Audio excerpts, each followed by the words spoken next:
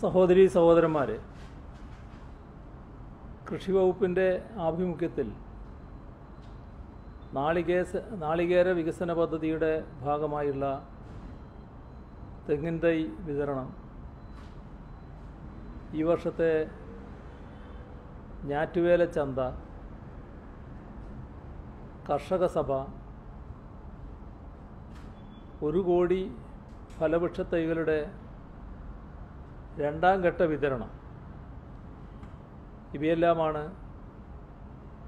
ഇന്നിവിടെ കോവിഡിൻ്റെ പശ്ചാത്തലത്തിൽ വെബിനാറിലൂടെ ഉദ്ഘാടനം ചെയ്യപ്പെടുന്നത്. സുഭിക്ഷ കേരളം പദ്ധതിയുടെ ഭാഗമെന്ന നിലക്ക് കൂടി സവിശേഷ പ്രാധാന്യമുള്ളതാണ് ഇതിലെ ചില പ്രവർത്തനങ്ങൾ. കർഷകർ വളരെ പ്രാധാന്യത്തോടെ കാണുന്ന ഞാറ്റുവേലക്ക് മുന്നോടിയായി തന്നെ ഈ പദ്ധതികൾക്കെല്ലാം തുടക്കമിടാൻ കഴിയുന്നുവെന്നത് സന്തോഷകരമായ കാര്യമാണ്. കോവിഡ് സൃഷ്ടിക്കുന്ന പുതിയ വെല്ലുവിളികളുടെ പശ്ചാത്തലത്തിൽ കേരളത്തിൻ്റെ ഭക്ഷ്യസുരക്ഷ ഉറപ്പാക്കുന്നതിനും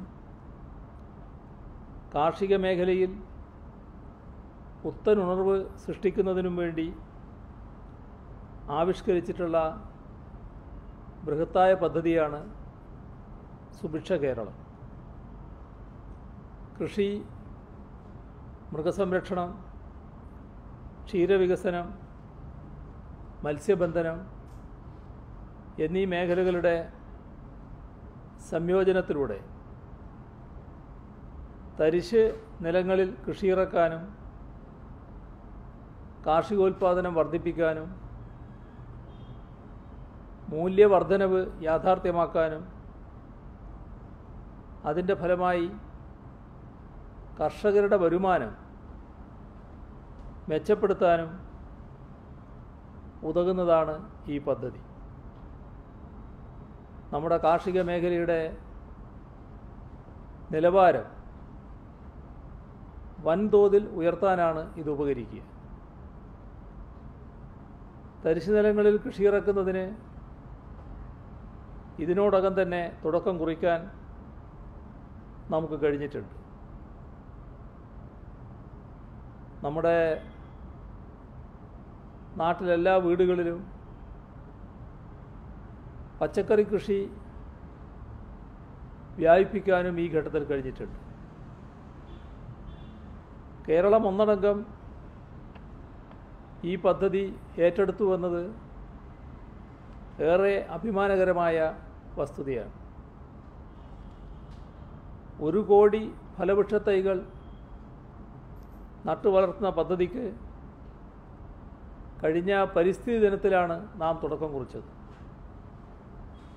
അതിൻ്റെ തുടർച്ച എന്ന നിലയിലാണ് ഇന്നു മുതൽ ഫലവൃക്ഷ തൈകൾ വിതരണം ചെയ്യുന്നത്. അനുയോജ്യമായ ഭൂമി കണ്ടെത്തി കൃഷി ചെയ്യാനും വൃക്ഷത്തൈ നടാനും തുടർ പരിപാലനം നടത്താനും എല്ലാവരും മുൻകൈയെടുക്കണം. ഓരോ ആളും, ഓരോ കുടുംബവും ഇതിൻ്റെ ഭാഗമായി മാറാൻ പ്രത്യേകം ശ്രദ്ധിക്കണം. അതിനായി ചെലവിടുന്ന സമയവും അധ്വാനവും നമ്മുടെ നിലനിൽപ്പിനായി നമ്മൾ തന്നെ എടുക്കുന്ന മുൻകരുതലും ഭാവി തലമുറയ്ക്ക് വേണ്ടിയുള്ള നിക്ഷേപമാണ് എന്ന് നാം തിരിച്ചറിയണം. നാളികേര കൃഷി വികസിപ്പിക്കുന്ന പദ്ധതിയുടെ ഭാഗമായാണ് കർഷകർക്ക് കൃഷിഭവനുകളിലൂടെ അത്യുൽപാദന ശേഷിയുള്ള തെങ്ങിൻ തൈകൾ വിതരണം ചെയ്യുന്നത്. സംസ്ഥാനത്തിപ്പോൾ 7.81 ഹെക്ടറിലാണ് കേരകൃഷി സാധ്യമാക്കിയിട്ടുള്ളത്. പക്ഷേ വിസ്തൃതിക്കനുസരിച്ചുള്ള കേരോൽപാദനമല്ല നമ്മുടെ സംസ്ഥാനത്തുള്ളത്. അതുകൊണ്ടാണ് അത്യുൽപാദന ശേഷിയുള്ള തെങ്ങിൻ തൈകൾ വിതരണം ചെയ്തും അതിൻ്റെ പരിപാലനത്തിനുള്ള സൗകര്യങ്ങൾ ഉറപ്പാക്കിയും ഉൽപാദനം വർദ്ധിപ്പിക്കാനുള്ള നടപടികൾ നാം കൈക്കൊള്ളുന്നത്. നാളികേരത്തിൻ്റേതായാലും മറ്റ് കാർഷിക ഉൽപ്പന്നങ്ങളുടെ ആയാലും ഉൽപാദനം വർദ്ധിപ്പിച്ചതുകൊണ്ട് മാത്രം ഈ പ്രശ്നത്തെ കാതലായ പ്രശ്നങ്ങളെല്ലാം പരിഹരിക്കപ്പെടുന്നില്ല. ഉൽപാദനത്തിനനുസരിച്ച് ഉൽപ്പന്നങ്ങൾക്ക് വിപണി വില ലഭിക്കണം. വിപണി വില വളരെ പ്രധാനമാണ്. ആഗോള കരാറുകളുടെ ഫലമായി കാർഷികോൽപ്പന്നങ്ങൾക്ക് ആഗോള വിലത്തകർച്ചയാണ് ഉണ്ടായിരിക്കുന്നത്. ഈ സാഹചര്യത്തിൽ നമ്മുടെ നാട്ടിലെ കർഷകരുടെ സംരക്ഷണം ഉറപ്പാക്കേണ്ടത് നമ്മുടെ കടമയാണ്. അത് സർക്കാരിൻ്റെ കടമയായി തന്നെ കാണുകയാണ്. അത് നിറവേറ്റാൻ പ്രതിജ്ഞാബദ്ധമാണ് LDF സർക്കാർ. അതുകൊണ്ടാണ് സുഭിക്ഷ കേരളം പദ്ധതിയിലൂടെ കർഷകർക്ക് മികച്ച വിപണി സാധ്യതകൾ കണ്ടെത്താൻ കാർഷിക മൊത്ത വിപണികൾ, ജില്ലാ സംഭരണ കേന്ദ്രങ്ങൾ, ബ്ലോക്ക് തലത്തിലുള്ള വിപണികൾ, ആഴ്ചച്ചന്തകൾ എന്നിവയെല്ലാം ആരംഭിക്കുന്നത്. തിരുവാതിര ഞാറ്റുവേലയുടെ സവിശേഷത കൂടി കണക്കിലെടുത്താണ് സർക്കാർ ഇന്ന് സംസ്ഥാന വ്യാപകമായി കർഷക സഭകളും ഞാറ്റുവേല ചന്തകളും സംഘടിപ്പിച്ചിരിക്കുന്നത്. കർഷകർക്ക്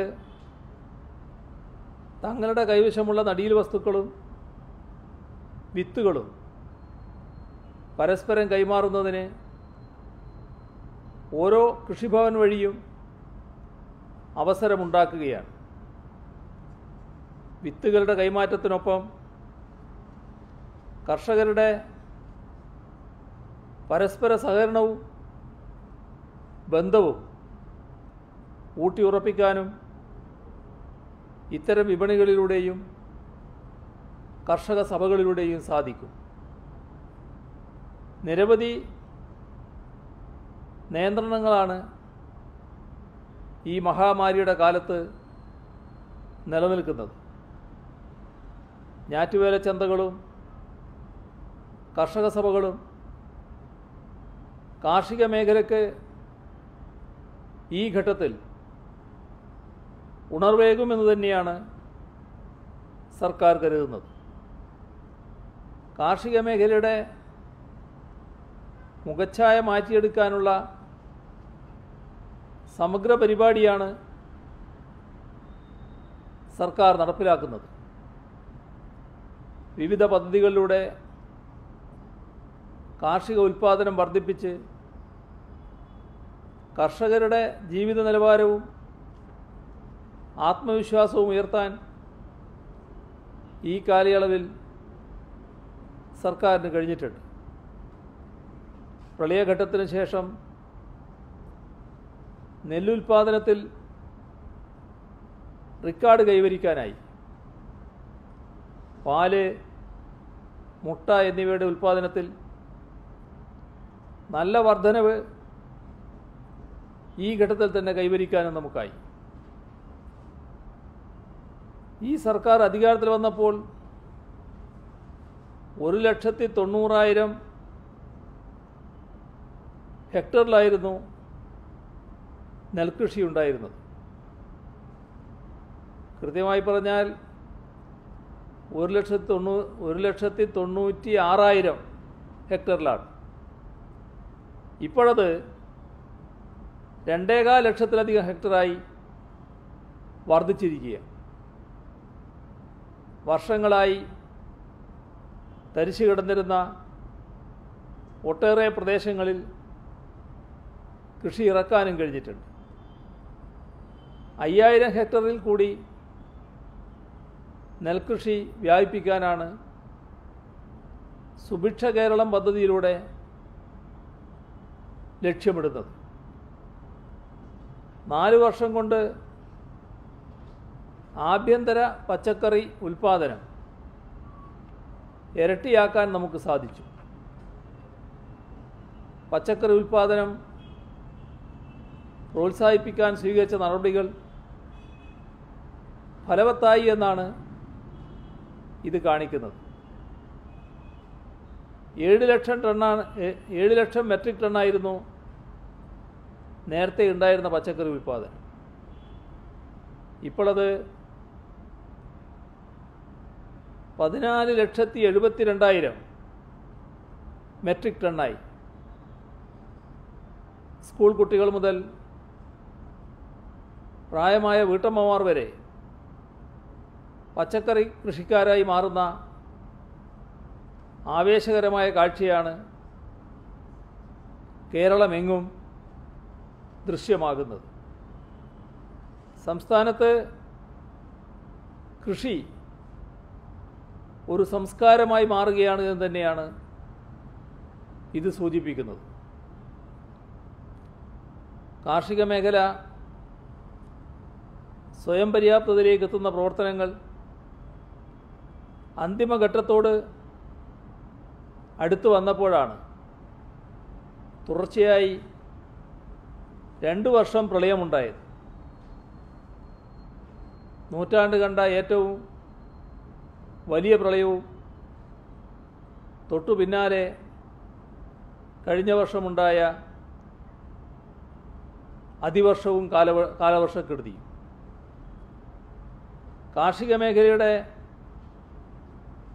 നട്ടെല്ലൊടിച്ച പ്രളയം ലക്ഷക്കണക്കിന് കർഷകരുടെ ജീവിതത്തെയാണ് പ്രതികൂലമായി ബാധിച്ചത്. പ്രളയങ്ങൾക്ക് ശേഷം കാർഷിക മേഖലയുടെ ഭാവി എന്താകുമെന്ന് തന്നെ പലരും ആശങ്കപ്പെട്ടു. എന്നാൽ നാം നടത്തിയ ഇടപെടലും ജനകീയ കൂട്ടായ്മകളുടെ കരുത്തും കൂടിച്ചേർന്നപ്പോൾ പ്രതീക്ഷിച്ചതിനേക്കാൾ വേഗത്തിൽ കാർഷിക മേഖലയെ നമുക്ക് വീണ്ടെടുക്കാനായി. കഴിഞ്ഞ 4 വർഷങ്ങളായി ഒട്ടേറെ പ്രതിസന്ധികൾ ഉയർന്നു വന്നെങ്കിലും ആ പ്രതിസന്ധികൾക്ക് മുന്നിൽ പതറി നിൽക്കാതെ അതിജീവനത്തിനായി പുതിയ വഴികൾ തേടി നാടിനെ മുന്നോട്ട് നയിക്കാനാണ് സർക്കാർ പരിശ്രമിച്ചുകൊണ്ടിരുന്നത്. ഇപ്പോൾ കോവിഡ് സൃഷ്ടിച്ച പ്രതിസന്ധിയിലും പരിഭ്രമിച്ച് നിൽക്കാതെ നാം ഒറ്റക്കെട്ടായി പൊരുതുകയാണ്. പ്രകൃതിയുമായി മനുഷ്യർക്കുള്ള പാരസ്പര്യം വീണ്ടെടുത്ത് പുതിയൊരു കാർഷിക സംസ്കൃതി രൂപപ്പെടുത്തിയെടുക്കാനാണ് ഈ ഘട്ടത്തിൽ സർക്കാർ ശ്രമിക്കുന്നത്. അത്തരം പരിശ്രമങ്ങൾക്ക് എല്ലാ ജനവിഭാഗങ്ങളുടെയും പിന്തുണ ഈ ഘട്ടത്തിൽ അഭ്യർത്ഥിക്കുന്നു. നിറഞ്ഞ സന്തോഷത്തോടെ ഈ പരിപാടിയുടെ ഔപചാരികമായ ഉദ്ഘാടനം നിർവഹിച്ചതായി അറിയിച്ചുകൊണ്ട് അവസാനിപ്പിക്കുന്നു. നിങ്ങൾക്കെൻ്റെ സ്നേഹാഭിവാദനങ്ങൾ.